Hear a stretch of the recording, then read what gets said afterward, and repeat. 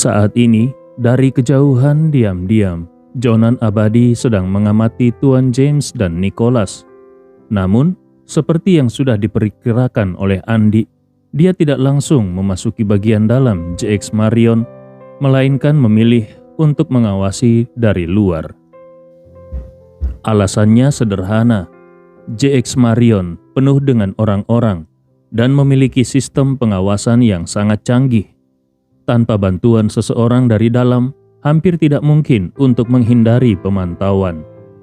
Jonan yakin bahwa dengan kemampuannya, dia bisa dengan ketat mengawasi setiap orang yang keluar masuk hotel dari luar JX Marion. Selama Tuan James dan cucunya pergi, dia bisa langsung mengikuti mereka. Jonan sama sekali tidak percaya kepada Tuan James. Di satu sisi, dia khawatir Tuan James akan bermalas-malasan dan tidak serius membantunya menemukan orang misterius itu. Di sisi lain, dia juga takut Tuan James akan merebut penghargaan yang seharusnya menjadi miliknya. Bagaimanapun, menurutnya, orang tua seperti Tuan James bukanlah sosok yang bisa dianggap remeh. Oleh karena itu, solusi terbaik baginya adalah mengawasi Tuan James secara diam-diam. Kalau orang tua itu mencoba melakukan sesuatu di belakangnya, dia bisa segera menyingkirkannya terlebih dahulu. Namun, Jonan tidak menyadari kalau sebenarnya Tuan James sudah berkhianat. Setelah meninggalkan Nicholas di JX Marion, Tuan James mengikuti instruksi Andi Rewa dan pergi sendirian ke rumah keluarga Wijaya. Jonan merasa bingung kenapa Nicholas tidak ikut bersama Tuan James. Namun, mengingat Nicholas hanyalah seorang anak muda tanpa kemampuan nyata, dia tidak terlalu khawatir kalau Tuan James sedang mencoba mengelabuinya. Dengan sebuah mobil sewaan merek VW, Jonan mengikuti Tuan James di sepanjang perjalanan. Tuan James berpura-pura berada di sekitar rumah keluarga Wijaya selama setengah hari. Dia mengeluarkan kompas dan kertas mantra untuk melakukan beberapa ritual. Kemudian, dengan ekspresi seolah-olah menemukan sesuatu yang penting, dia menghentikan sebuah taksi dan pergi ke terowongan tempat kejadian sebelumnya. Setelah itu, dia kembali berputar-putar di pusat kota sebelum akhirnya kembali ke JX Marion.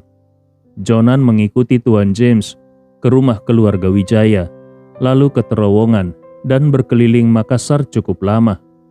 Dia semakin yakin kalau orang tua itu pasti menemukan petunjuk penting. Ketika Tuan James tiba kembali di hotel, Jonan segera menelponnya. Dia berpura-pura peduli dan bertanya, "Tuan James, apakah ada perkembangan dalam pencarian ini?" Awalnya Tuan James ingin menghubungi Jonan, tetapi dia tidak menyangka kalau pria itu lebih dulu menelponnya. Maka sesuai dengan instruksi Andi Rewa, dia berkata, "Tuan Jonan, aku baru saja berkeliling cukup lama dan baru saja kembali ke hotel. Lalu langsung mendapat telepon darimu." Jonan tertawa dan berkata, "Hahaha, kalau Tuan James yang turun tangan, pasti ada perkembangan besar. Jadi, bagaimana hasilnya?" Tuan James menjawab, "Sejujurnya, aku memang menemukan terobosan besar dalam pencarian ini." Jonan segera bertanya dengan penuh semangat, "Terobosan seperti apa? Apakah kau sudah menemukan orangnya?" Tuan James tampak sedikit ragu dan berkata, Tuan Jonan, maaf, aku tidak bisa mengatakannya lewat telepon." Nada suara Jonan langsung menjadi dingin. "Kenapa tidak bisa? Katakan saja langsung padaku. Aku akan segera mencari orang itu dan menyingkirkannya. Dengan begitu, kita berdua bisa segera melapor kepada Tuan Chandra Smith." Tuan James tertawa kecil dan berkata, "Tuan Jonan, aku akan berbicara terus terang. Aku bisa memberitahumu petunjuk ini, tetapi aku punya satu syarat kecil." Nada suara Jonan langsung berubah menjadi dingin dan tajam. "Apa maksudmu? Baru saja mendapat sedikit petunjuk kau sudah ingin bernegosiasi denganku? Tuan James, jangan lupa, menemukan orang misterius itu adalah tugasmu. Sedangkan menyingkirkannya adalah tugasku. Kau cukup menjalankan tugasmu sendiri, tapi masih berani tawar-menawar denganku?" Tuan James terkekeh dan berkata, "Tuan Jonan, aku jauh-jauh datang ke sini hanya demi mencari nafkah. Lagi pula, aku belum pernah melakukan hal sekejam ini sebelumnya. Siapa tahu, aku mungkin akan merasa bersalah selama sisa hidupku. Jadi, aku perlu mendapatkan sedikit lebih banyak kompensasi untuk menghibur hatiku." Setelah berkata demikian, Tuan James melanjutkan, "Aku dan Nicholas sudah berada di sini selama beberapa hari. Kami sibuk mencari petunjuk ke sana kemari. Itu bukan hal yang mudah." Kemudian nada suaranya berubah. "Tapi, Tuan Jonan, kau baru saja tiba di sini. Kalau aku langsung memberimu petunjuk hari ini, mungkin malam ini kau sudah bisa menyingkirkan orang itu dan segera pergi dengan membawa uangmu. Dibandingkan denganku dan dibandingkan denganmu, aku benar-benar harus bekerja lebih keras untuk mendapatkan uang itu." Jonan bertanya dengan dingin, "Tuan James, dari nada bicaramu sepertinya kau ingin meminta bagian dari uangku." Tuan James tertawa, "Oh, Tuan Jonan, jangan salah paham dulu. Aku hanya ingin bertemu denganmu dan membicarakan hal ini. Kita lihat dulu berapa banyak yang kau dapat dari keluarga Smith dan berapa banyak yang kami berdua terima. Kemudian kita bisa menghitungnya berdasarkan waktu yang kami habiskan di Makassar dan waktu yang kau habiskan di sini. Lalu kita tentukan jumlah yang adil bagi kita bertiga. Kalau aku dan cucuku menerima lebih banyak, tentu aku akan menyerahkan kelebihan itu untukmu, Tuan Jonan. Tapi kalau kau yang menerima lebih banyak, maka aku harap kau juga bisa membagikan sebagian untuk kami." Begitu mendengar ini, Jonan langsung merasa marah. Di dalam hati dia mengutuk, "Dasar orang tua tidak tahu malu. Berani-beraninya dia mencoba menghitung pembagian uang dengan sistem per kepala dan waktu kerja. Apa dia sudah bosan hidup?" Namun, dia menahan amarahnya di telepon karena sadar bahwa membunuh Tuan James dan cucunya itu mudah. Tapi masalahnya, kalau mereka berdua mati, dia tidak akan bisa mendapatkan petunjuk tentang orang misterius itu. Jadi, dia harus mencari cara untuk menggali informasi dari Tuan James terlebih dahulu. Dengan nada dingin, Jonan berkata, "Baiklah, kalau kau ingin bertemu dan membicarakannya, mari kita tentukan waktu dan tempatnya." Tuan James segera berkata, "Tuan Jonan, datang saja ke JX Marion. Aku menyewa suite di sini, tempatnya cukup nyaman." Jonan menolak, "Aku benci tempat seperti hotel. Kalau tidak, aku tidak akan tidur di luar sejak tiba di Makassar. Lebih baik kita bertemu di pemakaman Gunung Raffles saja." Tuan James terkejut. "Pemakaman Gunung Raffles? Seranggamu sudah memakan otak satpam di sana, dan sekarang ada rumor kalau satpam itu dimakan hantu. Orang-orang mulai ketakutan. Bahkan mungkin pihak berwenang juga sedang menyelidikinya. Kalau kita bertemu lagi di sana, bukankah itu akan menimbulkan masalah?" Jonan dengan santai berkata, "Sejujurnya, tadi malam aku tidur di pemakaman Gunung Raffles. Tempat itu memang memiliki pemandangan yang bagus, dan yang lebih penting, tidak ada orang yang mengganggu.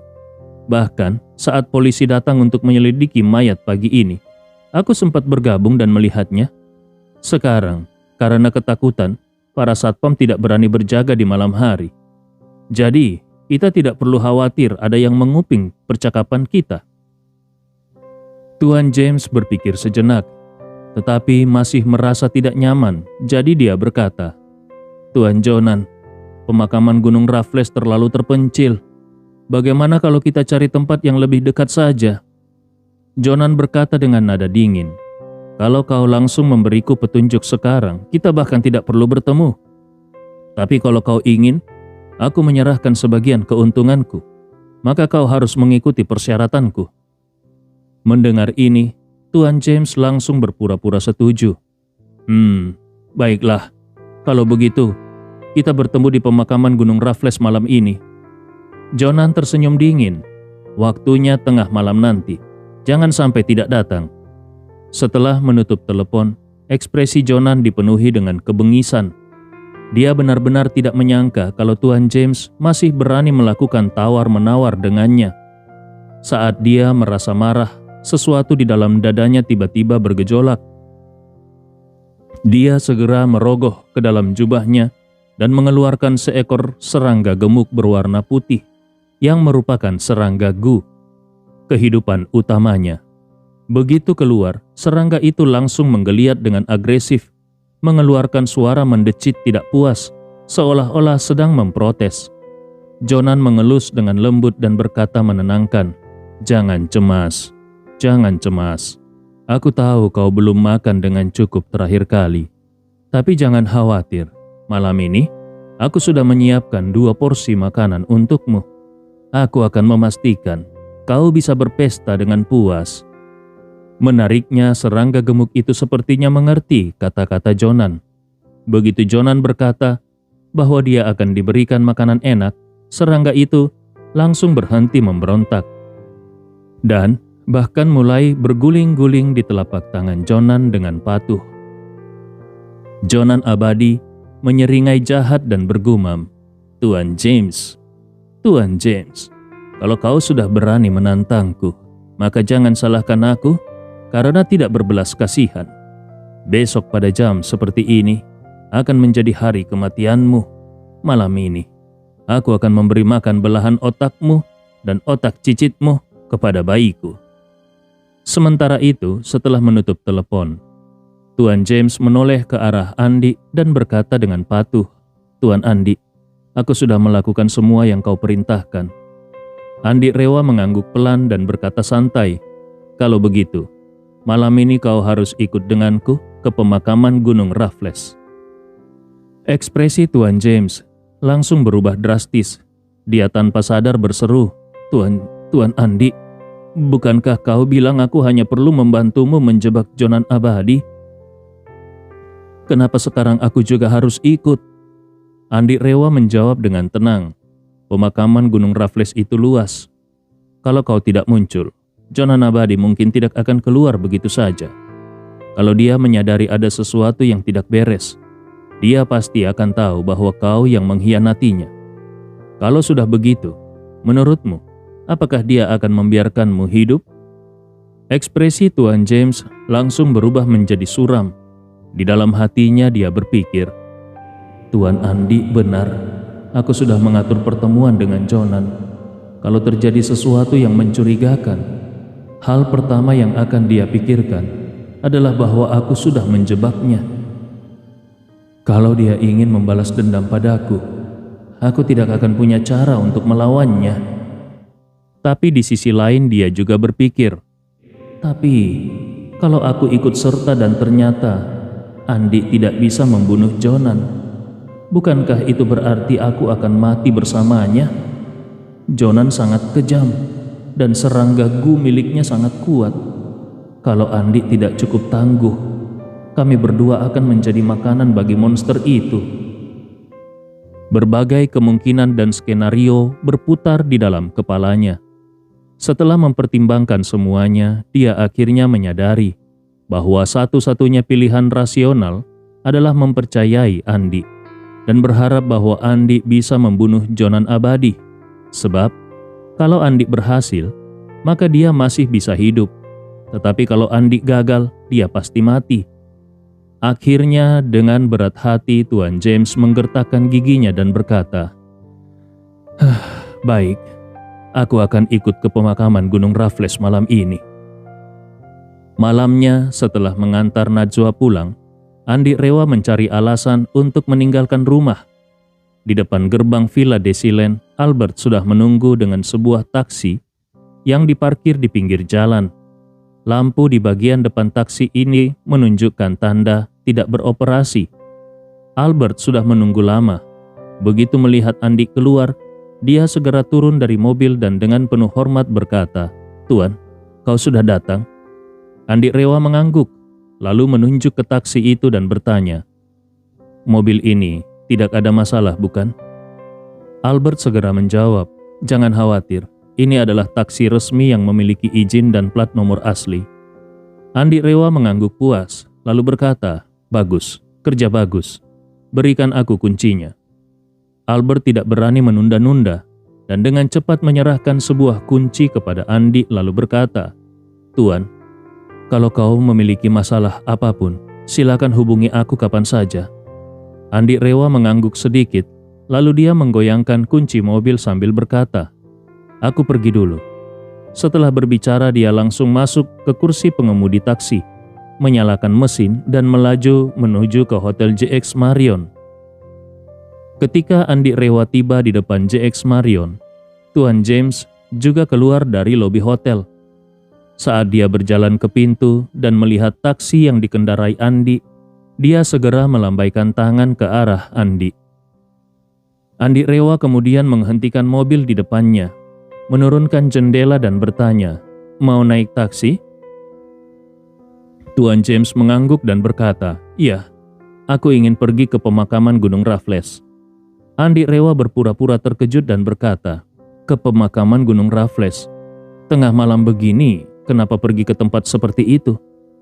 "Aku tidak bisa mengantar, itu terlalu menakutkan." Tuan James buru-buru berkata, "Aku harus ke pemakaman Gunung Raffles untuk suatu urusan. Kalau menurutmu ini menakutkan, aku bisa membayarmu lebih banyak. Bagaimana?" Mendengar itu, Andi Rewa memutar bola matanya dan bertanya, "Bayar lebih? Berapa banyak yang bisa kau tambahkan?" Tuan James langsung mengeluarkan 10 lembar uang 100.000 dan menyerahkannya kepada Andi, lalu berkata, "1 juta, bagaimana menurutmu?" Andi Rewa berpura-pura gembira dan dengan penuh semangat dia melambaikan tangannya sambil berkata, Ayo, cepat naik." Baru setelah itu Tuan James membuka pintu dan masuk ke dalam mobil. Andi Rewa segera mulai mengemudi dan mobil pun melaju langsung menuju pemakaman Gunung Raffles.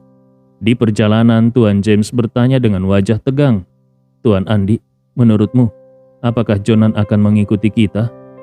Andi Rewa dengan tenang berkata, "Entah dia mengikuti kita atau tidak, kita harus memainkan peran kita dengan sempurna. Karena kalau sampai ada celah, dia pasti akan langsung menghilang tanpa jejak." Tuan James hanya bisa mengangguk, lalu bertanya lagi, "Jadi, setelah kita tiba nanti, apakah aku masuk sendiri, atau kau punya rencana lain?" Andi Rewa menjawab, "Begitu kau turun, langsung saja masuk dan tunggu Jonan menghubungimu." Tuan James bertanya dengan cemas, "Lalu bagaimana denganmu? Apakah kau akan diam-diam mengikutiku atau menunggu di luar?" Andi Rewa berkata dengan tenang, "Jangan khawatir, aku akan mengikutimu masuk secara terang-terangan." Tuan James tidak bisa menahan diri untuk bertanya, "Bukankah itu akan membuat Jonan merasa curiga?" Andi Rewa tersenyum percaya diri, "Tidak, Jonan pasti akan mencari cara untuk membiarkan aku ikut masuk juga." Tuan James terkejut dan bertanya, "Bagaimana kau bisa begitu yakin?" Andi Rewa menyeringai dingin, karena Jonan sangat peduli dengan serangga Gu miliknya. Dia ingin memberi makan serangga itu dengan baik. Jadi, dia tidak akan membiarkan makanan potensial pergi begitu saja. Selain itu, kalau dia membiarkan aku pergi, dia akan meningkatkan resiko dirinya terbongkar. Jadi, kenapa tidak sekalian membunuhku? Itu namanya sekali pukul 2 lalat mati, bukan? Tuan James tidak bisa menahan diri untuk bertanya lagi. Bagaimana kalau dia tidak ingin membuat masalah dan hanya ingin menyelesaikan urusannya denganku? Kalau itu terjadi dan kau tidak pergi dengan taksi ini, dia pasti akan curiga. Andi Rewa melambaikan tangannya dan berkata dengan penuh percaya diri, "Tenang saja, Jonan Abadi pasti tidak akan membiarkan aku pergi." Meskipun Andi tidak mengenal Jonan Abadi atau mengetahui gaya kerjanya, tetapi dia yakin bahwa bagi orang seperti Jonan Abadi, kekejaman dan pembunuhan pasti sudah tertanam di dalam tulangnya. Dia tidak membunuh orang secara sembarangan, bukan karena belas kasihan, melainkan karena belum ada kesempatan. Begitu kesempatan itu muncul, dia pasti tidak akan ragu sedikit pun. Menurut Tuan James, saat terakhir kali dia bertemu dengan Jonan di pemakaman Gunung Raffles, Jonan sempat mengeluh bahwa pemakaman yang begitu luas itu hanya dijaga oleh satu petugas keamanan, sehingga serangga gu miliknya tidak bisa makan dengan cukup. Dari sini bisa disimpulkan bahwa kalau kondisinya memungkinkan, Jonan pasti tidak akan hanya membunuh satu orang. Dia akan membunuh sebanyak mungkin orang. Hari ini Tuan James ingin mengambil bagian dari keuntungannya yang jelas sudah menyentuh titik sensitif Jonan Abadi. Dia pasti sudah memiliki niat membunuh terhadap Tuan James. Kalau tidak, dia tidak akan mengatur pertemuan di pemakaman Gunung Raffles. Pada saat yang sama, begitu dia melihat Andi yang hanya seorang sopir taksi, dia pasti juga tidak akan menunjukkan belas kasihan. Saat ini, Jonan Abadi sedang mengendarai mobilnya. Dia terus mengikuti taksi Andi dari kejauhan. Awalnya dia berencana untuk menyingkirkan Tuan James dan cicitnya Nicholas secara sekaligus malam ini. Namun yang keluar dari hotel hanya Tuan James seorang diri. Begitu melihat Tuan James masuk ke dalam taksi, Jonan langsung memutuskan bahwa dia juga harus menyingkirkan sopir taksi itu. Hanya dengan begitu, serangga gu miliknya bisa makan sepuasnya. Karena kalau hanya memakan Tuan James yang sudah tua, itu jelas tidak cukup untuk mengenyangkan serangganya. Dia sudah merancang rencananya. Begitu Tuan James tiba di pemakaman Gunung Raffles, dia tidak akan membuang waktu untuk berbicara. Dia akan langsung membunuh supir taksi itu lebih dulu, lalu memaksa Tuan James untuk mengungkapkan informasi yang diinginkannya. Setelah Tuan James memberikan jawabannya, dia juga akan dibunuh. Dalam pandangan Jonan, Tuan James yang sudah tua itu sama sekali bukan ancaman baginya. Dia tahu kalau Tuan James sudah menghabiskan hidupnya mempelajari ilmu Feng Shui, tetapi tidak mahir dalam seni bela diri. Ditambah lagi usianya yang sudah lanjut, dia jelas bukan lawan yang sepadan. Adapun mengenai sopir taksi yang kebetulan dihentikan di jalan, Jonan bahkan tidak menganggapnya sebagai ancaman sama sekali. Bukan hanya seorang supir biasa, bahkan seorang tentara pasukan khusus atau ahli seni bela diri pun tidak akan bisa melawan serangga gu miliknya. Di matanya, orang-orang seperti mereka tidak lebih dari makanan bagi serangga gu miliknya. Saat Andi mengemudikan mobil keluar, dia sudah menyadari bahwa ada sebuah sedan Volkswagen yang selalu mengikuti dari kejauhan dan menjaga jarak beberapa mobil di belakangnya. Dia segera menyadari bahwa orang di dalam mobil itu kemungkinan besar adalah Jonan Abadi.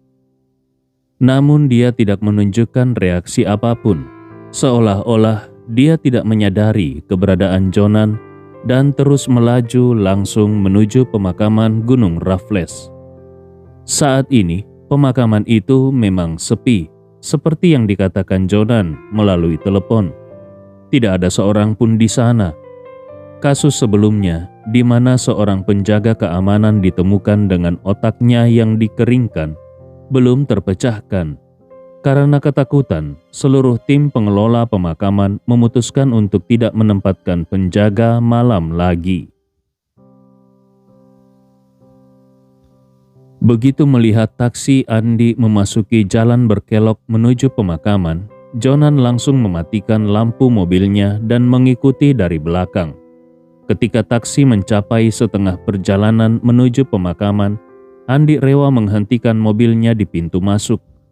Tuan James yang merasa sangat tegang menoleh ke Andi dan berkata, "Tuan Andi, aku akan turun dulu. Tolong berhati-hati dan jangan sampai tertipu oleh Jonan." Dia sangat khawatir kalau Andi mungkin tidak cukup kuat atau tidak bisa menjaga dirinya, yang bisa berakhir dengan dirinya mati di tempat ini.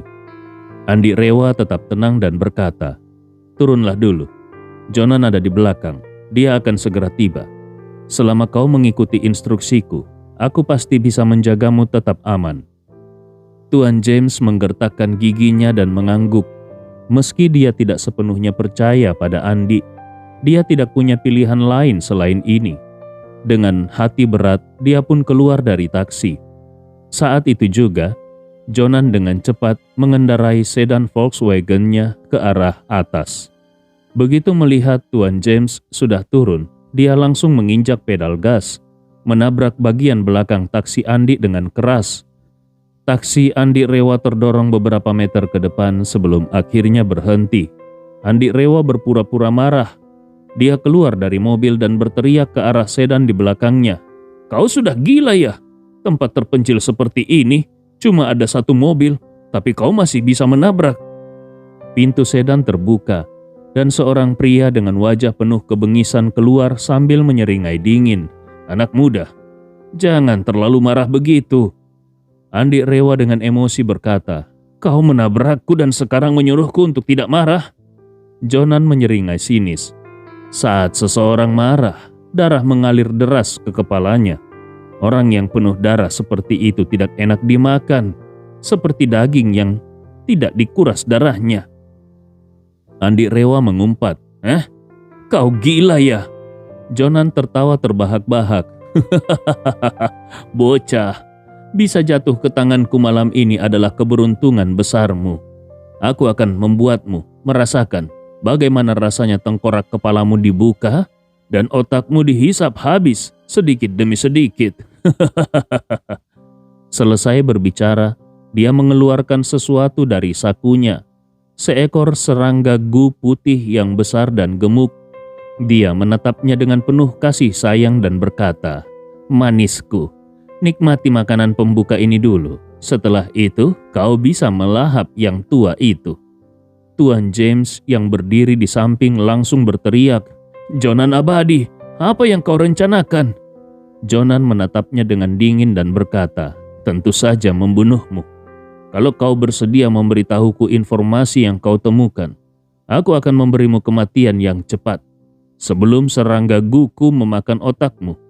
Tapi kalau kau berani menyembunyikan sesuatu, aku akan membiarkan serangga ini menggerogoti tengkorakmu perlahan-lahan, supaya kau bisa merasakan bagaimana rasanya otakmu dimakan hidup-hidup. Kau tidak percaya? Tidak lama lagi kau bisa melihat sendiri bagaimana bocah ini mati."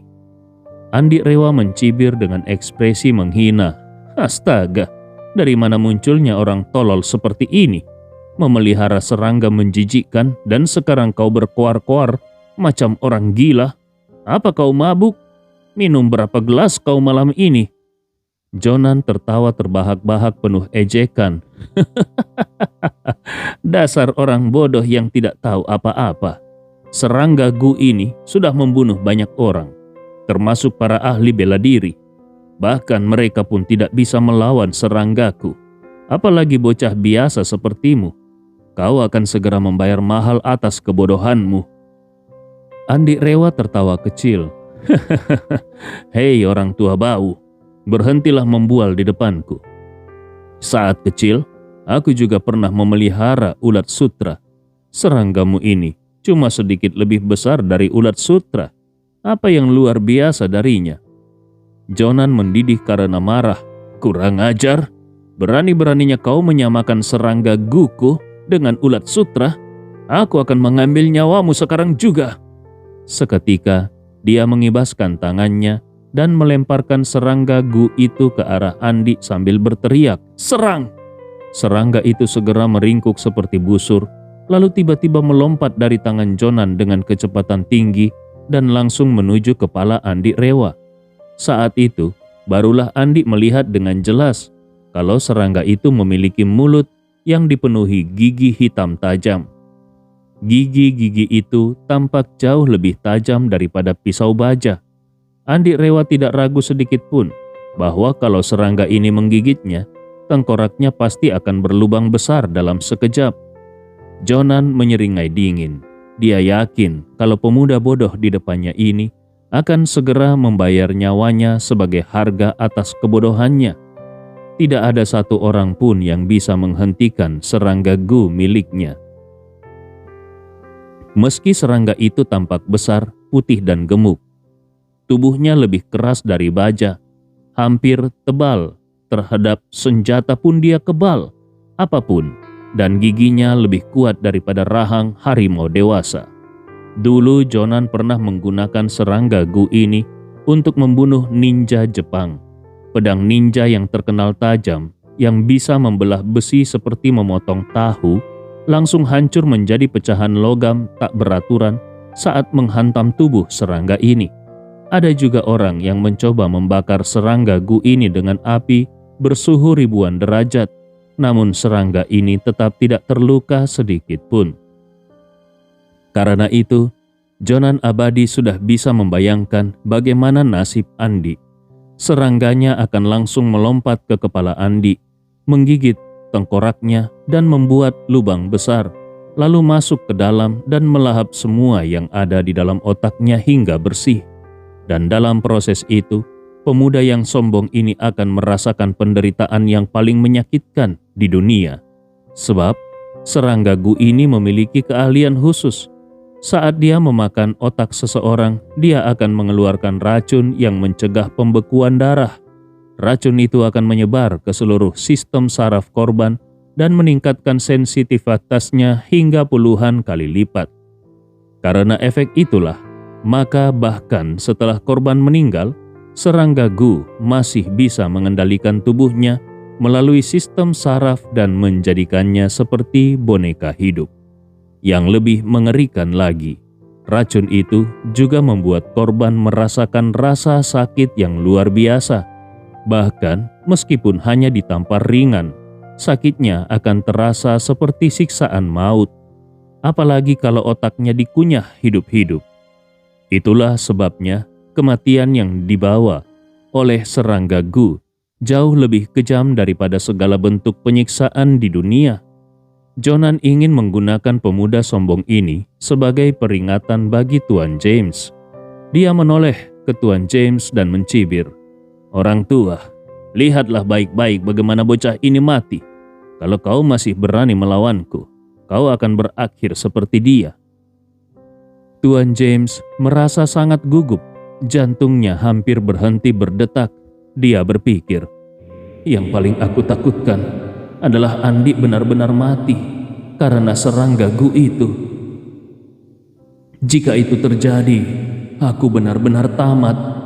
Kalau aku bilang bahwa sopir taksi yang mati ini adalah orang misterius yang sedang dicari oleh Jonan, dia pasti tidak akan percaya. Dia pasti akan mengira aku mempermainkannya. Menyadari hal itu, Tuan James merasa putus asa. Dia mulai berpikir bahwa hidupnya mungkin akan berakhir di tempat ini juga. Saat itu juga, serangga Gu sudah melayang di atas kepala Andi. Hanya berjarak 20 cm dari Andi.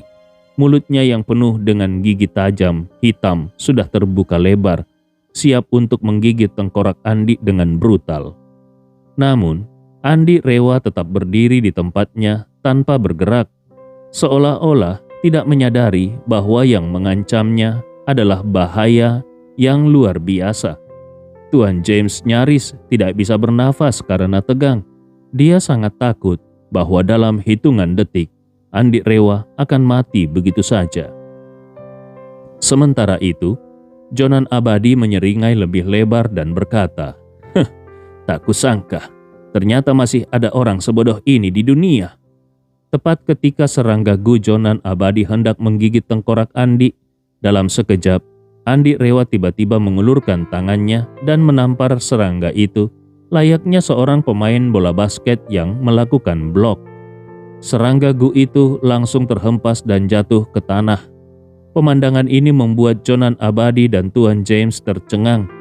Tidak ada seorang pun yang menyangka kalau serangga Gu yang sudah siap menyerang dan diyakini tak terkalahkan itu justru dihajar jatuh hanya dengan satu tepisan tangan. Jonan Abadi bahkan mengira dirinya berhalusinasi. Namun, setelah mengucek matanya, dia baru menyadari bahwa serangga Gu miliknya kini sedang menggeliat kesakitan di tanah. Dia secara refleks berseru, Ini tidak mungkin. Serangga Guku selalu tidak terkalahkan. Bagaimana kau bisa melakukannya?" Andi Rewa mencibir. Keahlian rendahan seperti ini masih berani mengaku tak terkalahkan. Tidak heran Kau dan Januar adalah sesama murid. Kalian berdua memang cuma pandai menyombongkan diri."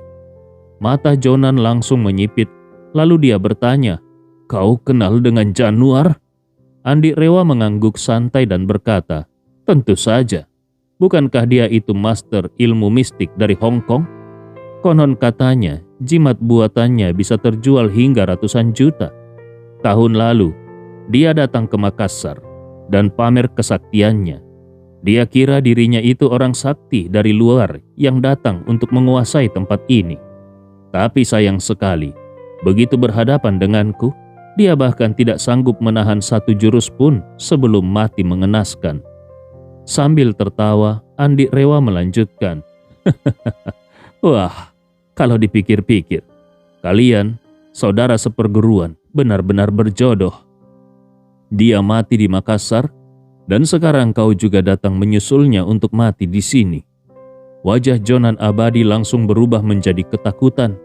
Dia melirik serangga gunya yang masih menggeliat kesakitan di tanah. Di dalam hatinya, dia masih berharap bisa melawan balik. Dengan cepat, dia membuat segel tangan dan menggerakkan jarinya ke arah serangga gu. Tiba-tiba, serangga gu yang tadinya kesakitan langsung bergetar dan melayang kembali ke udara. Dia ingin memberi Andi serangan kejutan. Namun, begitu serangga itu baru saja melayang, Andi Rewa kembali menamparnya dengan santai. Serangga gu itu kembali terhempas ke tanah dengan keras. Kali ini, serangga gu itu terluka parah. Jonan Abadi yang memiliki ikatan darah dengan serangga gu itu langsung terkena dampak baliknya. Tubuhnya mendadak seperti dihantam palu raksasa dan dia merasakan kesakitan yang luar biasa. Saat itu, Andi Rewa langsung menginjak serangga gu dengan kakinya, membuatnya tidak bisa bergerak sama sekali, sehingga serangga itu mengeluarkan suara melengking ketakutan. Dia berusaha melepaskan diri dari injakan Andi. Andi Rewa tertawa geli. "Kau ini cuma ulat sutra versi besar, tapi kenapa suaramu menjijikkan sekali? Sini, biar ku peras isi perutmu." Setelah berkata begitu, Andi Rewa menekan kakinya lebih kuat. Serangga gu yang dikatakan lebih keras dari baja itu langsung memuntahkan cairan hijau kental dari kedua ujung tubuhnya. Setengah nyawanya langsung melayang. Seketika Jonan Abadi memuntahkan darah segar. Tubuhnya melemas hingga dia nyaris jatuh tersungkur. Dia benar-benar ketakutan sekarang. Matanya menatap Andi dengan ngeri dan dia bertanya dengan suara gemetar, "Kau, siapa kau sebenarnya?" Andi Rewa tersenyum santai dan berkata, Aku adalah orang yang selama ini kau cari. Bukankah kau ingin menemukanku dan membunuhku? Nah, aku ada di sini sekarang. Silakan, coba bunuh aku." Jonan langsung membelalakkan matanya. Apa?" Dia langsung menoleh ke Tuan James dan berteriak marah, "Kau berani mengkhianatiku?" Tuan James yang awalnya ketakutan, kini justru merasa sangat gembira. Dia langsung berlari ke belakang Andi dan berkata dengan suara lantang, "Jonan Abadi, kau adalah makhluk keji yang pantas mati. Hari ini, aku akan membantu Tuan Andi untuk menyingkirkanmu. Anggap saja aku sedang menegakkan keadilan." Melihat Tuan James tiba-tiba berbalik melawan dirinya, Jonan langsung murka. Dia menunjuk Tuan James dan menggeram, "Kalau aku tahu kau selicik ini, seharusnya aku membunuhmu dan cicitmu di pemakaman Gunung Raffles waktu itu." Tuan James menjawab dengan dingin, "Jonan Abadi, kau sudah membunuh begitu banyak orang sepanjang hidupmu. Bahkan rakyat kecil pun tak luput dari kekejamanmu. Dan sekarang kau masih berani menyebutku licik? Jelas kau tidak akan pernah bertobat, meski sekarat sekalipun." Setelah berkata demikian, dia berbalik menghadap Andi, lalu membungkuk dengan penuh hormat, "Tuan Andi, orang ini sudah melakukan banyak kejahatan dan pantas mati. Sebaiknya kau membunuhnya sekarang juga demi menegakkan keadilan." Jonan Abadi merasa jiwanya benar-benar terguncang. Dia menatap Andi Rewa yang penuh dengan aura dingin. Ketakutan dalam hatinya semakin menjadi-jadi. Selama bertahun-tahun, dia menguasai ilmu Gu dan membunuh banyak ahli dari dunia persilatan dengan serangga Gu mematikannya. Biasanya bahkan para ahli yang paling kuat pun tidak akan sanggup melawan serangga Gu miliknya. Namun, ini adalah pertama kalinya dia melihat seseorang seperti Andi, seseorang yang bisa menghantam serangga Gu-nya hanya dengan satu tamparan. Itu berarti kekuatan Andi berada jauh di luar jangkauannya. Dan yang lebih parah lagi, serangga Gu adalah senjata utamanya. Kalau serangga itu lumpuh, dia tidak ada bedanya dengan ular berbisa yang sudah dicabut taringnya. Dengan wajah ketakutan dia segera berlutut dan memohon, "Tuan Andi, mohon ampuni aku. Kalau aku tahu kau sehebat ini, aku tidak akan berani menantangmu.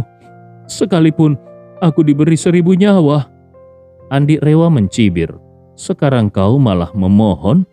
Kemana perginya keberanianmu tadi? Bukankah kau bilang, aku tidak tahu apa-apa? Bukankah kau ingin aku merasakan bagaimana rasanya otakku dimakan? Kenapa sekarang kau malah merengek seperti ini?" Jonan hampir mati saking frustrasinya. Maju mati, mundur pun tidak ada harapan. Serangga Gu miliknya kini hanya tinggal menunggu ajalnya di bawah kaki Andi. Tapi dia tidak berani membantah. Dia hanya bisa menampar dirinya sendiri sambil terisak, "Aku salah. Aku benar-benar tidak tahu diri. Mohon ampuni aku.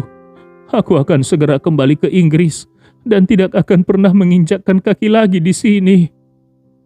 Andi Rewa menggelengkan kepalanya sambil tersenyum dingin.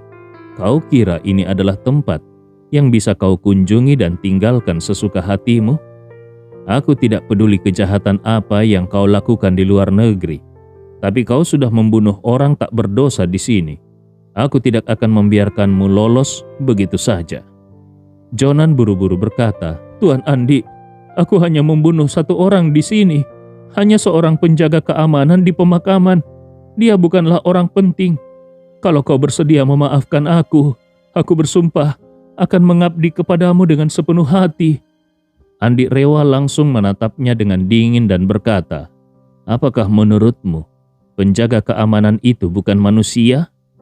Pembunuh harus membayar dengan nyawa. Itulah hukum alam yang tidak bisa diganggu-gugat." Mendengar nada suara Andi yang tegas, Jonan tahu kalau tidak ada jalan keluar baginya hari ini. Pikiran di dalam benaknya berputar dengan cepat. "Orang ini jelas ingin membunuhku. Kalau aku hanya duduk diam dan memohon, aku pasti mati. Satu-satunya pilihan adalah menggunakan kartu terakhirku dan bertarung mati-matian."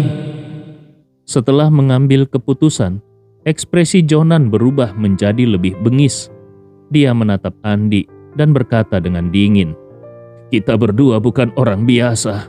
Secara teknis, kita adalah sesama praktisi. Seharusnya kita tidak memperlakukan satu sama lain seperti manusia biasa. Jangan terlalu mendesakku, atau aku tidak akan tinggal diam." Andi Rewa hanya tersenyum sinis dan menekan kakinya pada serangga Gu. Menjadi sedikit lebih keras, dia berkata, "Kalau kau masih punya jurus rahasia, keluarkan saja." Mata Jonan menyala dengan niat membunuh. Dia menggertakkan giginya dan berseru, "Ini adalah sesuatu yang kau cari sendiri." Setelah itu dia tiba-tiba mengeluarkan sebuah tongkat kayu hitam seukuran botol kecil dari sakunya dan melemparkannya ke arah Andi. Sambil melemparnya dia berteriak, "Dasar bocah sombong, lihat, ini adalah petir surgawiku." Mendengar kata-kata itu, Andi Rewa sedikit terkejut. Petir surgawi? Jangan-jangan dia juga memiliki jimat petir? Dengan pemikiran itu, Andi Rewa segera mengaktifkan energi spiritualnya dan bersiap untuk menghadapi serangan mematikan